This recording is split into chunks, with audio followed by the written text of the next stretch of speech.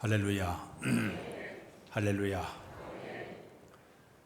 우리 그리스도인들이 이 땅에 살아가면서 하나님께서 나를 향하신 계획, 하나님께서 나를 향하신 뜻, 하나님께 나를 향하신 목적이 무엇인가를 발견하는 것이 대단히 중요합니다. 하나님 지금도 우리 개인마다 놀라운 계획과 목적과 뜻을 갖고 계세요. 개인뿐만 아니라 우리 가정도 마찬가지고 우리 교회도 마찬가지고 이 나라도 마찬가지예요. 놀라운 계획과 목적을 가지고 우리 하나님께서 이렇게 우리가 살아가도록 만들어 주었습니다. 성경을 보게 되면 하나님께서 사람을 부르셔서 만나셨을 때 그냥 부른 게 아니에요. 다 계획을 가지시고 목적을 가지고 사람들을 부르고 계십니다. 아브라함을 하나님께서 부르셨을 때 그에게 분명하게 목적을 얘기했습니다. 너는 내가 너로 큰 민족을 이루고 내가 네게 복을 주어 네 이름을 창대하게 하리니 너는 복의 근원이 될지라. 내가 복의 근원이 되는 목적을 가지고 너를 부르셨다는 것을 분명하게 얘기를 했습니다. 호렙산 가시나무 떡 가운데서 모세를 부르신 다음에 하나님께서 그에게 목적을 얘기했습니다. 너는 가서 내 백성 이스라엘을 구원하라. 그에게 목적을 분명하게 얘기를 했습니다. 15살의 그 소년 다윗이 베들레헴 들바에 양을 치고 있었을 때 사무엘 선지자를 통해서 다윗을 부른 다음에 하나님께서 분명하게 그에게 목적을 얘기했습니다. 계획을 얘기하기를 앞으로 네가 이 나라의 왕이 될 것이다.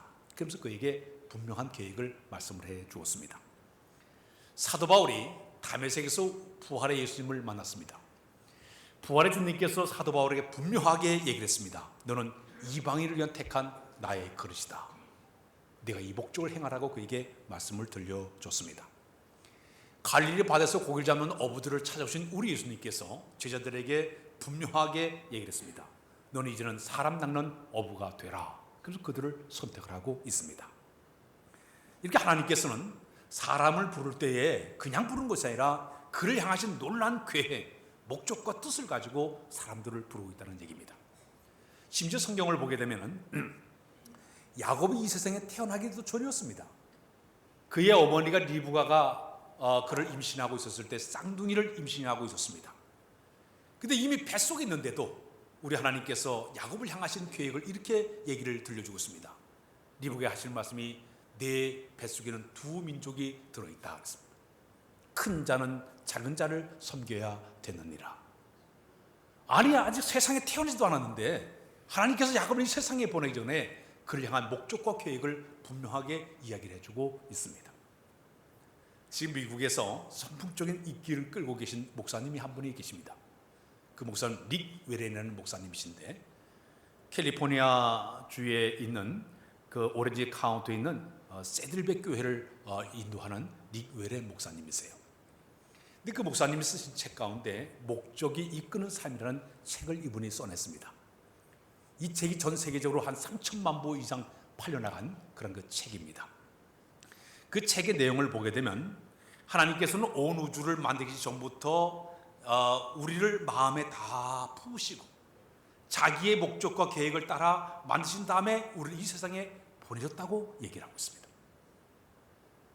그래서 하나님께서 이 세상에 우리를 보낼 때 그냥 보낸 것이 아니라 그 개인마다 하나님께서 계획과 목적과 뜻을 가지고 이 세상에 보냈다는 얘기예요. 제가 지금 마이크를 쓰고 있습니다. 이 마이크를 만든 사람은 만들기 전에 목적을 가지고 만들었어요. 소리를 이렇게 크게 만들어서 저 뒤에 있는 사람이 편하게 잘 듣게 하기 위해서 이 마이크를 만들어냈습니다. 이 컵을 만든 사람은 물을 여기다 담아가지고 마실 수 있게 만들기 위해서 목적을 가지고 이 컵을 만들어냈습니다. 저기 지금 이렇게 전기불이 환하게 비추고 있는데 이 전기불을 만든 사람은 어두운 방을 환하게 만들기 위해서 목적을 가지고 만들었듯이 우리 하나님께서는 사람을 이 땅에 보낼 때 그냥 너 가 대충 보는 것이 아니라 그 사람 개인을 향하신 목적과 계획과 뜻을 가지고 이 세상에 보내었다는 얘기입니다. 그래서 우리는 이 세상에 살아갈 때 우리 주변에 일어나는 모든 일들이 우연한 것이 없다는 얘기예요. 다 거기에 하나님의 계획과 뜻과 섭리가 다 들어있다는 얘기입니다. 오늘 본문 21절에 보게 되면 사람의 마음에는 많은 계획이 있다 하더라도 오직 여호와의 뜻만이 완전히 서리라. 사람들이 모든 걸 다 계획한다 하더라도 거기에 여호와의 뜻이 다 들어있다고 성경은 우리에게 이야기를 해주고 있습니다.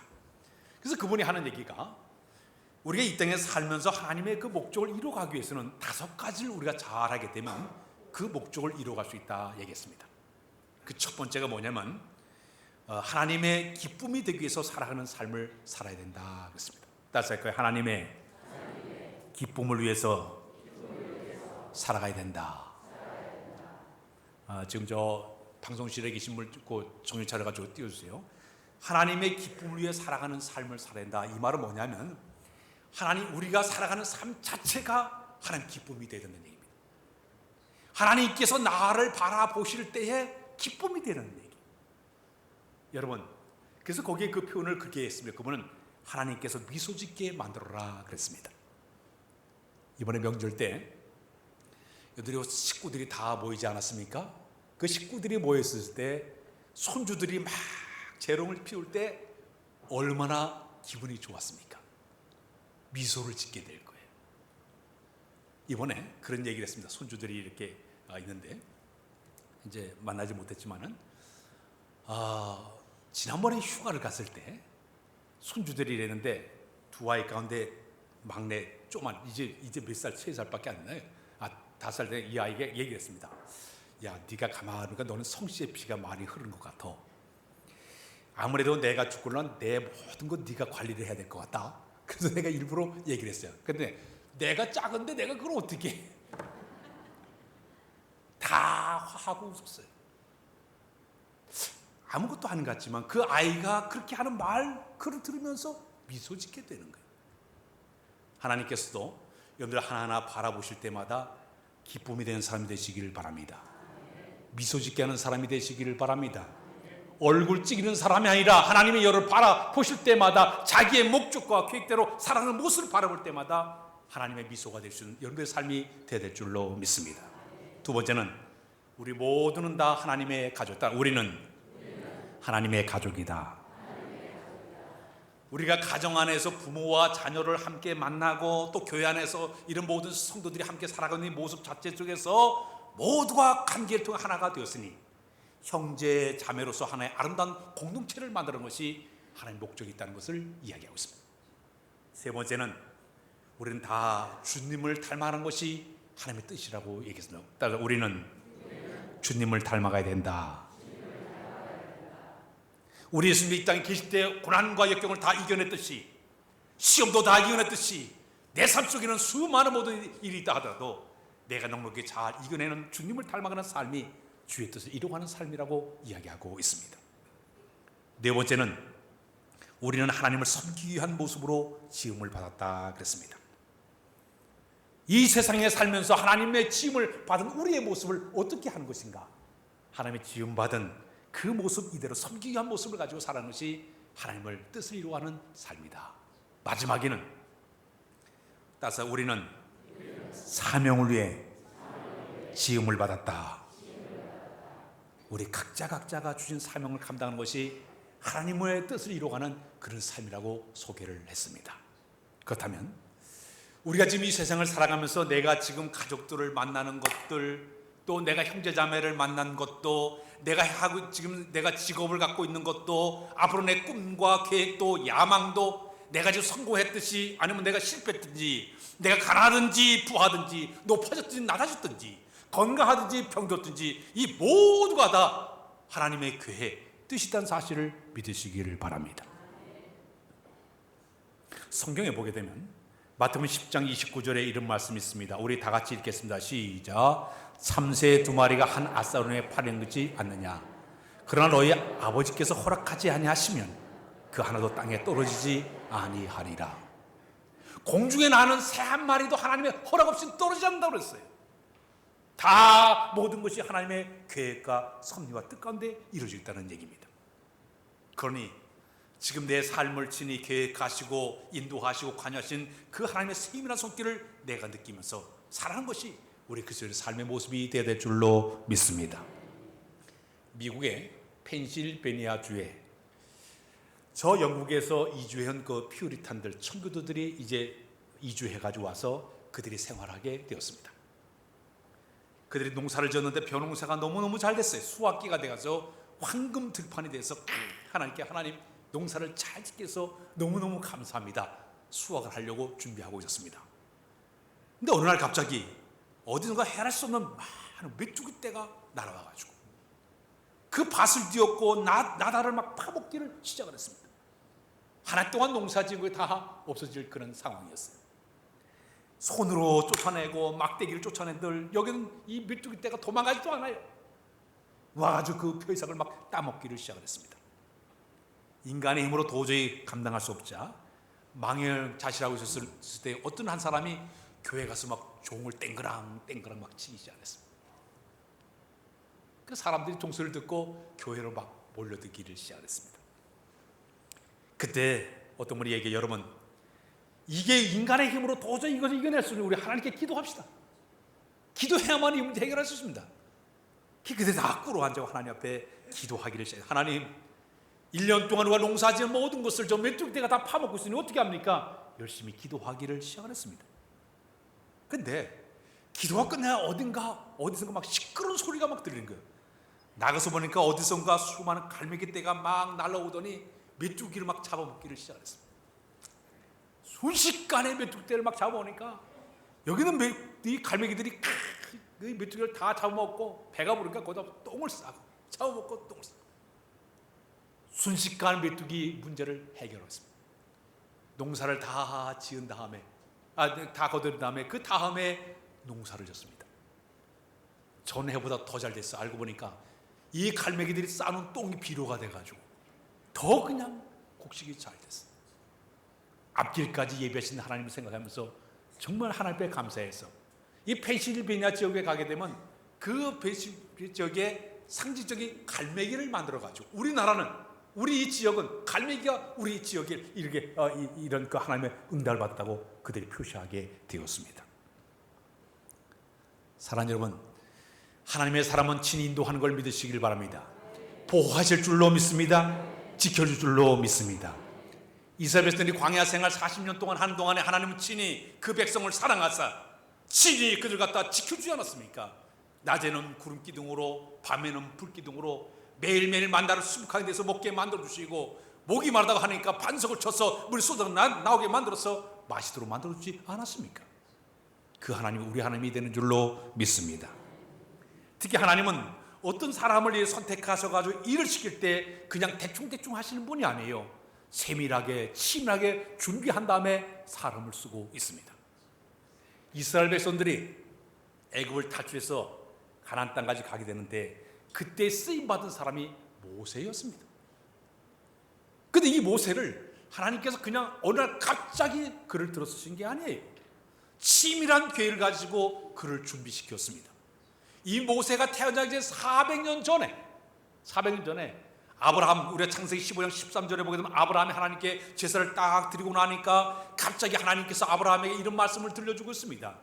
내 자손이 이방에게 가서 객이 되겠고 그들을 섬기다가 400년간 내 자손들이 괴롭힘을 당하게 될 것이요 그들을 섬기는 나라가 내가 징벌하니 그의 내 자손이 큰 재물을 끌고 나오게 되리라. 앞으로 나라를 미리 말씀하시면서 너희들이 이방 나라에 가서 400년 고통을 받게 될 것이고 너희가 다시 나올 땐 큰 재물 가지고 다시 돌아오는 일이 벌어질 것이라 아브라함에게 약속의 말씀을 주셨어요. 근데 그것이 바로 모세 때가 와왔어요. 애굽에 가서 430년 동안 남의 나라에 가서 종살이 하다가 403년이 딱 되니까 하나님께서 모세를 딱 선택해서 불러내신 거예요. 근데 모세를 쓰실 때 그냥 쓰신 것이 아니라 모세 한 사람을 위해서 하나님께서 그 사람에게 좋은 부모를 만나게 하셨습니다. 아므람과 요게벳은 좋은 부모를 만나게 하시고 그들은 목숨을 걸고 그 아이를 다락에 숨겨가지고 모세를 키웠습니다. 너무너무 울음소리가 커지니까 그 아이를 갈대 상자에 띄워가지고 나일강에 둥둥둥 떠내려보냈습니다. 나일강에 떠내려온 그 아이는 바로 공주와 양녀로 들어가서 애굽의 왕궁에 들어가서 그가 40년 동안 애굽의 무술과 학술을 다 배우게 됩니다. 그 다음에 그를 세우기 하나님께서 그러니까 영적 훈련에서 미디안광을 쫓겨나게 만드시고 40년 동안 미디안광에서 영적 훈련을 받게 하시더니 80세가 딱 되자 그를 불러서 그에게 사명을 주고 있지 않습니까? 하나님은 위대한 계획을 이루어가기 위해서 이렇게 모세를 친한 방법을 통해서 사람을 만나게, 좋은 부모를 만나게 하시고, 사람을 만나게 하시고, 교육을 받게 하시고, 훈련받게 하시고, 때가 되자 그에게 일을 맡기신 것, 이것이 바로 하나님의 방법이 되는 줄로 믿습니다. 지금 여러분들이 이 세상을 우리가 살아가면서 내 삶의 주변에 있는 모든 일을 다 여러분 영의 눈을 뜨고 다 바라보십시오. 내가 부모를 만난 것도, 친구를 만난 것도, 목회자를 만난 것도, 교회를 만난 것도, 이 나라에 사는 것도, 내가 어느 직장에 타는 것도 다 그래서 하나님의 치밀하신 계획이 그 속에 다 들어가 있는 것이에요. 지금 내가 고난을 당하고 시련을 당하고 아픔을 당하고 슬픔을 당하는 이 모든 것도 모두가 다 하나님께서 나를 향하신 계획 속에 이런 사실을 믿으시기를 바랍니다. 지난 주일날 여러분들 설교할 때 하나님의 뜻을 알아가는 방법을 여러분들에게 소개를 했습니다. 총 5가지인데 2가지만 소개했습니다. 내가 이 세상을 살면 하나님께서 나를 향하신 뜻이 무엇인가 계획하는 방법, 첫 번째가 뭐냐면 지난주에 말씀, 하나님의 거룩한 말씀을 통해서 내가 하나님의 뜻을 알 수 있다고 말씀을 드렸습니다. 두 번째는 내 안에서 역사하신 하나님의 거룩한 성령님의 역사를 통해서 내가 하나님의 뜻을 알 수 있다고 말씀을 드렸습니다. 오늘은 이제 3번째입니다. 따라서 할까요? 믿음 좋은 성도들을 통해서 하나님의 뜻을 알 수가 있다. 믿음 좋은 성도들의 말 조언을 통해서 하나님의 뜻을 분별할 수가 있게 됩니다. 과거에 성경을 보게 되면 다윗 왕, 사울 왕을 보게 되면 그들이 왕의 정치만 끌어온 것이 아니라 항상 그 옆에 누굴 뒀는가 하면 조언하는 선지자들을 옆에 뒀습니다. 다윗 왕은 나단 선지자를 두어가지고 어떤 필요할 때마다 하나님 뜻을 물어봤습니다. 그때 나단 선지자가 하나님 뜻을 알려주게 되면 그 뜻대로 살아가려고 애를 썼습니다. 사울 왕 때는 사무엘 선지자를 세워가지고 사무엘 선지자가 계속적으로 사울 왕에게 말씀을 들려주고 있습니다. 다윗 왕 같은 경우 자기가 범죄했을 때 나단 선지자가 나타나가지고 그의 죄를 지적을 했습니다. 그때 그는 눈물로 회개하면서 돌이켰기 때문에 하나님의 사랑을 받게 되었습니다. 그러나 문제는 사울 왕은 선지자로 활동할 때 사무엘 선지자가 와가지고 자기의 교만한 죄를 지적을 할 때 그는 하나님을 불순종하게 됐습니다. 말씀을 가볍게 여겼습니다. 이것 때문에 하나님께서도 사울 왕을 버리지 않았습니까? 이처럼 하나님께서는 우리 주변에 좋은 우리 주변의 목회자라든지 나보다 영적으로 성숙한 사람이라든지 영적인 멘토를 통해 가지고 하나님 뜻을 분별하게 하신 것이 바로 하나님의 방법이에요. 미국의 역대 대통령들을 보게 되면 이 온 세계 최대 강대국을 이끌어갈 때 그냥 이끌어가지 않아요. 항상 누구든가 영적인 멘토들을 통해서 이야기를 듣고 있습니다. 특히 20세기에 가장 영향을 끼친 목사님을 꼽으라 그러면 빌리 그람, 얼마 전에 100세로 세상을 떠났는데 빌리 그람 목사님이세요. 그는 60년 동안 목회를 하면서 한 2억 명 정도를 전도했던 이런 위대한 목사님이시죠. 가장 미국에 존경받는 그런 목사님이세요. 한국에도 전쟁 끝난 다음에 52년도에 저 부산에 와서 집회를 하셨고 74년도에 엑스포로 74를 통해 가지고 굉장한 그런 부흥을 일으켰던 이런 목사님이세요. 그 목사님이 한국에 왔을 때 박정희 대통령 때 와가지고 교회 다니시라고 전도했던 분이 바로 이 빌리 그람 목사님이세요. 그랬더니 나는 안 다니겠다고 1년 후에 총에 맞고 돌아가시고 말았어요. 영적 멘토로서 옆에서 그런 일을 하시던 분이에요. 그 외에도 미국의 정치적 지휘 역할을 했던 그분들 가운데 그 빌리 그람 목사님이 헨리 트루먼 대통령이라든지 버락 오바마라든지 이런 사람들에게 영적 멘토로서 이렇게 해야 됩니다. 이렇게 지도를 받은 사람이 바로 이 빌리 그람 목사님이세요. 특히 조지 부시 대통령 같은 경우는 그 자서전에 보게 되면은 자기가 이제 1985년도에 메인주 해변에서 빌리 그람 목사를 만나가지고 사적인 대화 가운데 신학적으로 완전히 바뀌는 기회를 갖게 되었습니다. 목사님과 대한 다음에 그 위에 술을 완전히 끊어버리고 그 영향력으로 말미암아 젊은 시절에 방황했던 걸 다 끝나버리고 참된 크리스찬으로 변화가지고 나를 이끌어가는 위대한 사람이 바로 이 빌리 그람 목사님이세요. 현재 트럼프 대통령의 옆에서 누가 조언하는가 봤더니 폴라 화이트라는 그 목사님이 옆에서 영적에서 멘토를 이렇게 해주고 있습니다. 오늘 여러분 지금 교회 생활을 하면서 지금 내가 하나님 뜻을 모를 때에는 나보다 영적으로 풍성한 사람, 영적 감각 있는 사람과 대화를 하는 것도, 영적 멘토를 다 대화하는 것도 주의 뜻을 아는 세 번째 방법이 되는 줄로 믿습니다. 갈 바를 알지 못할 때 나보다 영적으로 풍성한 사람, 기도하는 사람을 통해서 주의 뜻을 분별하는 것이 세 번째 방법이 되게 되는 것입니다. 네 번째는 건전한 상식을 통해서 우리가 하나님의 뜻을 발견할 수 있어요. 따라서 건전한 상식을 통해서도 하나님의 뜻을 알 수가 있다. 합리적인 판단, 합리적인 생각을 통해서 양심의 소를 통해서 하나님의 뜻을 알 수 있게 되는 것이, 무리한 계획을 세우고 오기를 부리는 것이고 우기는 것이 아니라 상식선에서 모든 걸 생각할 수 있는 것, 이것도 하나님의 뜻을 발견하는 방법이 되게 된다는 얘기입니다. 지구는 둥근데 혼자 독한 지구는 평평하다고 얘기하는 사람 있지 않습니까? 오기예요. 잘못된 거예요. 주의 뜻을 깨뜨릴 수 있는 방법이 될 수밖에 없다는 얘기입니다. 우리 여기 사이비 종교들 보세요. 성경을 짜집기 해가지고 자기에 맞게끔 만들어가지고 모든 사람을 영적으로 혼란하게 만드는 이 사람들이 바로 이들이 바로 이 사이비 조파들이에요. 이 교주들이 다 그러고 있습니다. 뭐 전능하신 하나님이 인간의 몸을 이시고 이 대한민국에는 어디 대한민국에 우리 메시아가 오고 있습니까? 전 세계에 올 곳이 얼마나 많은데 온갖 교주들이 짜집기를 해가지고 상식에 맞지 않는 방법을 통해 가지고 사람들을 현혹하는 이런 일이 벌어지고 있습니다. 시대적인 상황이나 경제적인 여건이나 정치 상황을 다 포악을 해서 건전한 상식을 통해서 하나님의 뜻을 분별하는 것이 바로 하나님의 방법이 될 수 있다는 얘기입니다. 프랑스의 과학자 가운데 파스테르라는 분이 있습니다. 요즘 파스테르 우유도 있죠. 1897년도에 이분이 콜레라를 연구를 하다가 우연하게 콜레라를 백신을 처방하는 방법을 그가 발견하게 되었습니다. 그가 이 백신을 세상에 공포했을 때 특허를 취득하면 엄청난 돈을 벌 수가 있는 기회였습니다. 그러나 나는 인류의 이익을 위해서 이것을 내가 내놓겠다. 내놓았습니다. 그때 이 파스텔을 질투하던 한 과학자가 그 옆에서 그 업적을 무시하면서 이런 비방을 했습니다. 파스텔가 발견한 우연이라고. 그는 우연히 발견한 것으로 돈을 벌려고 하고 있다고. 우연히 발견한 것을 세상에 뭐 전했을 뿐인데 왜 세상 사람들이 그걸 칭찬하는지 모르겠다고 옆에서 뭐 비난하기 시작했습니다.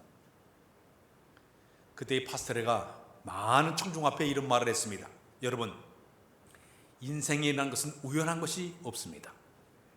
오로지 한 곳만을 파야 됩니다. 그러다 보면 우리가 생각하지 못한 놀라운 선물을 발견하게 되는 것입니다. 나는 이 한 물음을 파다가 이 예방법을 내가 백신을 발견하게 됐는데 놀라운 일은 하나님께서 나에게 지혜를 줘서 내가 이걸 발견하게 되었습니다. 우연 같은 필연을 받을 만한 준비가 된 사람에게 이 모든 것이 이루어지게 되는 것입니다. 그분이 얘기하게 됐습니다. 사랑하는 여러분, 세상에 우연은 없습니다. 크고 작은 일 뒤에는 반드시 거기에도 하나님 계획하심과 목적하심과 뜻이라는 사실을 믿으시기를 바랍니다. 마지막, 하나님의 뜻을 아는 마지막 방법은 뭐냐 하면은 따라서 그 상황의 변화를 통해서도 하나님의 뜻을 알 수가 있다.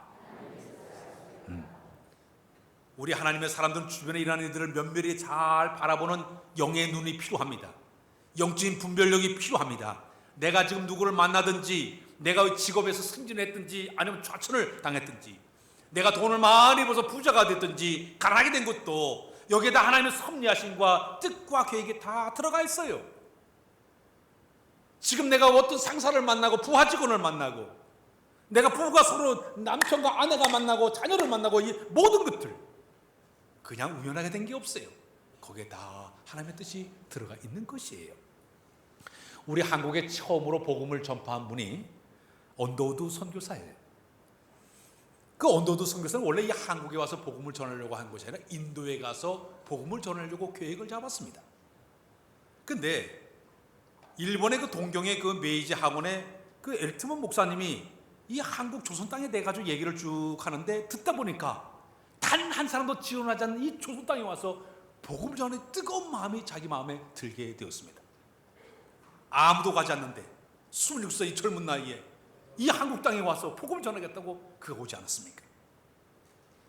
이곳에 와서 복음의 씨앗을 심어놨기 때문에 그 간단한 그 엘트먼 목사님과 대화 속에서 하나님의 계획이 있었던, 그것을 복음의 씨앗을 심었기 때문에 이처럼 한국교회가 엄청난 부흥의 역사를 만들어낸 줄로 믿습니다. 상황의 모든 변화들, 내가 상황의 시대적인 모든 요구들, 이 모든 것도 거기 하나님의 뜻이 있는 거예요. 지난번에 우리 장로님들하고 우리 교인들이 성지 순례 갔다가 스위스 지역을 갔습니다. 그 스위스에 가게 되면 공원에 그 스위스의 종교개혁을 한 그 동상 4명의 사람을 거기다가 크게 거기다 이렇게 만들어 놓은 곳을 방문했습니다. 근데 거기에 누구의 동상? 존 칼빈이라는 그 사람의 동상이 거기 있습니다. 이 존 칼빈은 원래 프랑스 출신이에요. 근데 볼 일이 있어가지고 이탈리아를 갔는데 잠깐 갔는데 거기에서 자기 나라에 전쟁이 일어나가지고 돌아가려고 하니까 전쟁이 나가지고 자기 그 나라를 프랑스를 돌아갈 수가 없었습니다. 그 할 수 없이 스위스 지방에 들려가지고 거기서 있다가 자기 고향으로 가야겠다. 그래서 스위스 제네바에 이르러가지고 하룻밤을 그가 지나게 됩니다. 근데 하룻밤을 지났는데 그때 종교개혁을 했던 윌리엄 화렐이라는 사람, 유명한 종교개혁 지도자가 이 청년 칼빈을 찾아오게 되었습니다. 하룻밤을 지나면서 여기 있는 화렐이 이 칼빈에게 나와 함께 좀 종교개혁을 같이 했으면 좋겠다. 당신 같은 젊은 이런 사람이 필요하니까 나와 함께 종교개혁을 일으키자고 얘기를 했습니다. 그때 이 칼빈이 법학생이에요. 그러다 보니까 고지식하고 계획적이고 전적인 사람인데 갑자기 그런 제안하니까 나 안 하겠다고 거절했습니다. 화를 내면서 거절했습니다. 그게 화를 내면서 하는 얘기가 나 보기에는 당신이 여기 들린 것이 하나님의 뜻인 것 같다고. 장차 이것이 당신이 여기 이루고자 하는 뜻이 있을 수 있으니까 당신이 거절하면 하나님 저주할 테니까 그런 줄 알라고 화를 내면서 얘기하겠습니다. 그날 밤 이 두 사람의 만남이 칼빈이 제네바에 머물러서 일생 동안 종교개혁을 일으키지 않았습니다. 그래서 제네바에 거기 가게 되면 그 칼빈의 공부했던 있던 방들을 다 돌아보지 않았습니까? 하룻밤의 그 만남, 이것이 위대한 종교개혁의 역사를 만들어내는 하나의 방법이 되게 된 것이에요. 성경을 보면 브리스길라와 아굴라 부부 이야기가 있습니다. 이 브리스길라 아굴라 부부는 원래 로마에 살고 있었던 사람이에요. 근데 그 나라에 글라우디오 황제가 왕으로 올라가면서 그 나라의 유대인들을 다 쫓아냈어요. 그러다 보니까 여기 있는 이 브리스길라와 아굴라 부부가 거기 도저히 살 수 없으니까 이사를 해 오다 보니까 본도 지방에 오게 되었습니다. 이들은 직업이 천막을 만드는 기술을 가지고 천막을 만들고 있었습니다. 근데 마치 그 동네에 사도 바울이 거기를 왔어요. 사도 바울도 똑같이 천막을 만들어 보니까 이 부부와 만나가 계속 만나다 보니까 사도 바울의 복음을 받아들이게 됩니다. 이들이 영적으로 변화를 받아요. 마침내 이들이 위대한 영적 지도자가 되었어. 곤도교회와 앞으로 위대한 아볼로가 목회하는데 위대한 일꾼으로 쓰임받는 사람들로 그들이 쓰임받게 됩니다. 직업도 만남도 쫓겨남도 모두가 하나님의 계획 속에 이르는 사실을 우리에게 얘기해주는 중요한 메시지입니다. 성도 여러분, 우리 삶 속에 일어나는 모든 것들 거기에 하나님의 계획이 있다는 사실을 믿으시길 바랍니다. 하나만 여기 끝을 맺습니다. 벤자민 스물코라는 목사님이 계신데 이분이 독일의 실레지아에서 목회하게 되었습니다. 당시 목사님들이 귀하다 보니까 담당할 교구가 자기가 맡아 일할 그 장소가 마을이 36개 마을이에요. 그 마을을 이제 다니면서 이제 선교를 하는데 너무너무 과로한 나머지 32세에 이 목사님이 이 과로로 쓰러져가지고 중풍병으로 고생하게 됩니다. 거기다가 백내장 때문에 그 당시 굉장히 고생하게 됐습니다. 그럼에도 이 쩔뚝쩔뚝하면서도 자기 사모님과 함께 그 말을 타고 다니면서 열심히 신방하고 성도들을 돌보게 되었습니다. 1704년도에 오늘 목사님 내가 말을 타고 이 동네에 저도 신방을 다 다니고 저녁 늦게 돌아오게 되었습니다. 집에 와서 보니까 통나무를 만들어 놓은 자기 그 사택이 불이 나가지고 들어가서 보니까 두 아들이 부둥켜 안고 그 아들이 다 불에 타서 죽고 말았습니다. 그 모습을 바라보니까 기가 막힌 거예요. 자기들은 이렇게 나가지고 열심히 일을 하고 주의 사역을 하고 돌아왔는데 아이들이 다 죽어 있고 이 모습을 바라보니까 너무너무 마음이 아파 한없이 울었어요.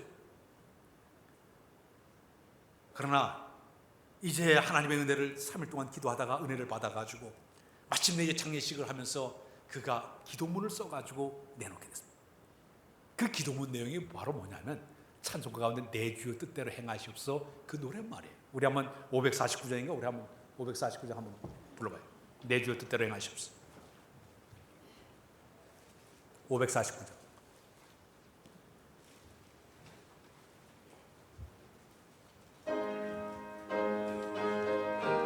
화면을 좀 올려주시면 올려보세요. 내 주여 뜻대로 행하시옵소서.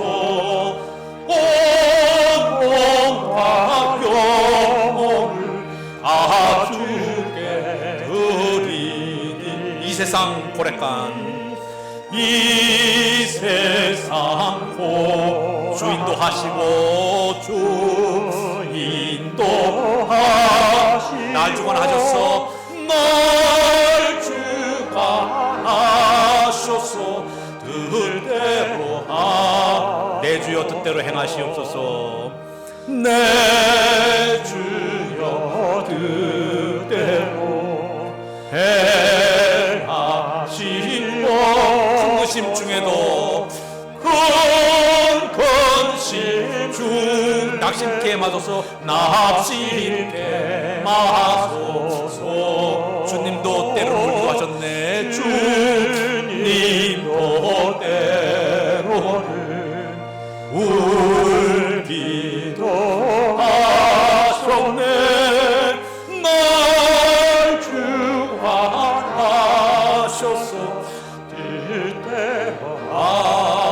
주관하셔서 여기까지 했습니다. 삼손 집에 가서 하십시오. 내 뜻대로 행하시옵소서.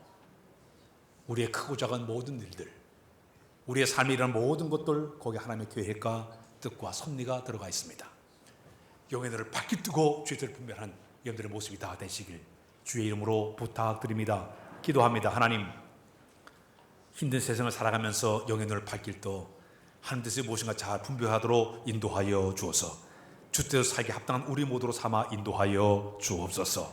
예수 그리스도의 이름으로 기도하옵나이다. 아멘.